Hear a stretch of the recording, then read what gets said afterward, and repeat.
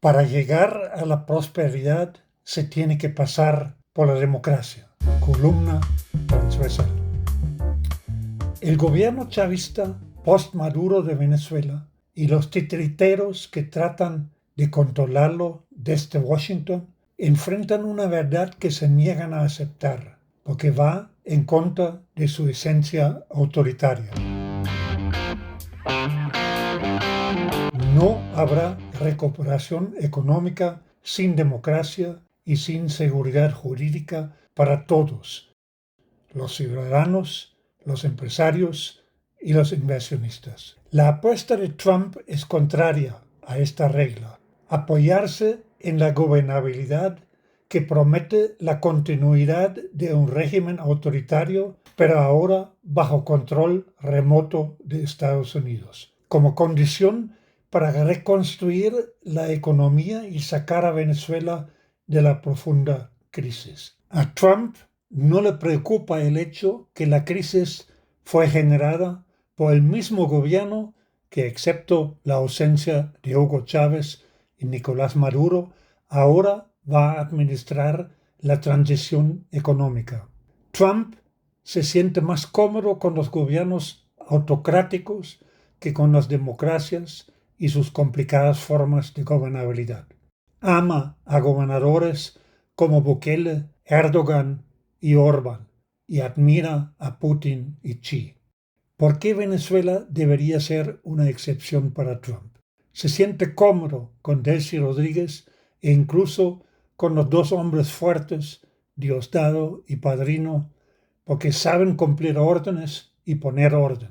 No tiene uso para líderes opositores como María Corina Machado y Edmundo González, no solo porque los ve demasiado débiles para tomar control del país, sino esencialmente porque no está interesado en que con la promoción de la transición democrática se complique la transición económica.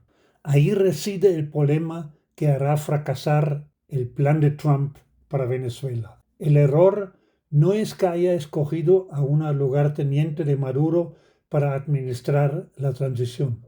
En muchos procesos de transición, esta fórmula ha funcionado mejor que un cambio de régimen abrupto, siempre que la construcción de la democracia tuviera prioridad.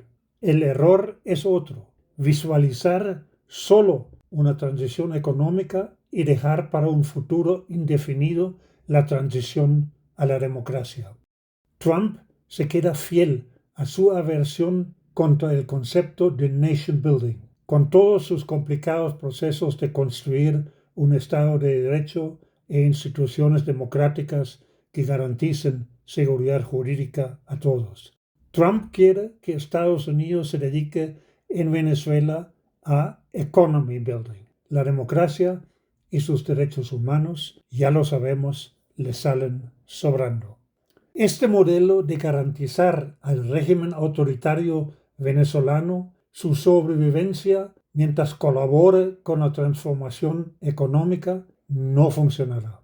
El que lo explica de forma contundente es Ricardo Hausmann, el economista que mejor que nadie conoce la economía venezolana. Ha sido ministro de Planificación en el gobierno de Carlos Andrés Pérez, luego economista en jefe del Banco Interamericano de Desarrollo BID y catedrático en la Kennedy School of Government de Harvard. Hausmann publicó el 7 de enero un artículo en The Economist titulado «Paz y prosperidad en Venezuela vendrán de la democracia, no del petróleo». Hausmann va directo al grano. Desear que funcione de otra manera, como lo hace Trump, es delirante. El economista narra el momento histórico de esta manera. Nicolás Maduro, quien gobernó Venezuela entre la represión y el colapso económico, fue derrocado en una sorpresiva operación militar de Estados Unidos. El impacto no fue únicamente político, sino también emocional. Miles de venezolanos comenzaron a imaginar un futuro marcado por la esperanza, la dignidad y el retorno a una vida normal. Sin embargo, el entusiasmo dio paso rápidamente a la preocupación.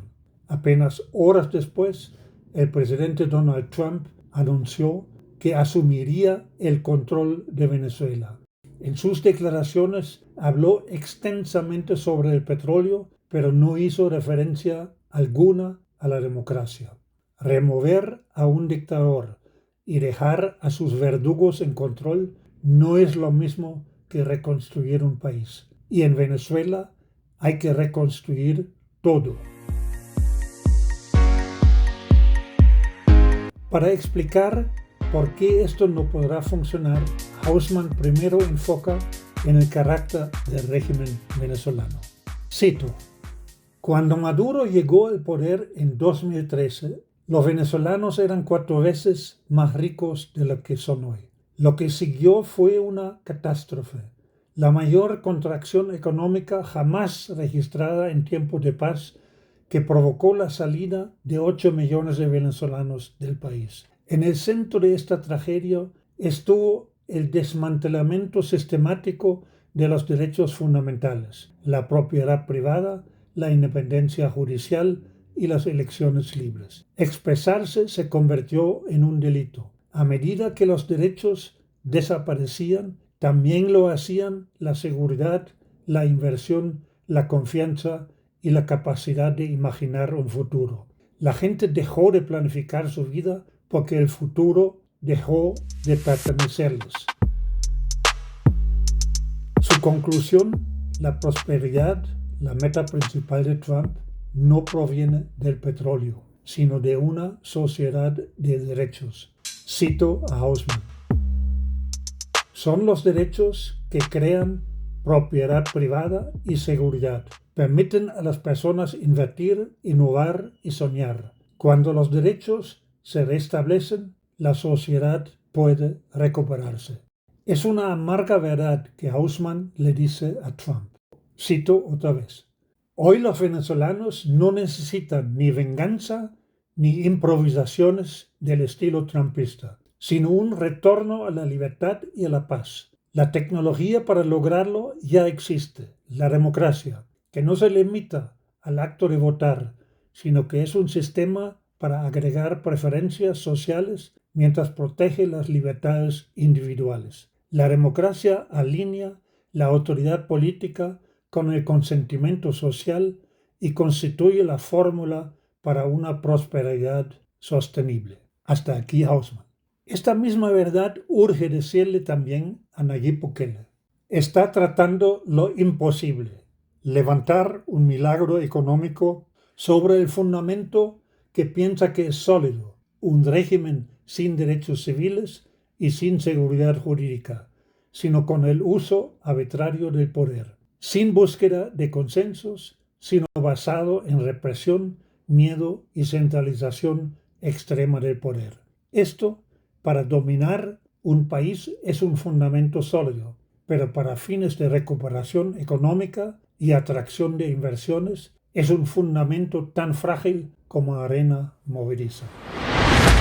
Trump y Bukele no entienden la lección que establece Hausmann.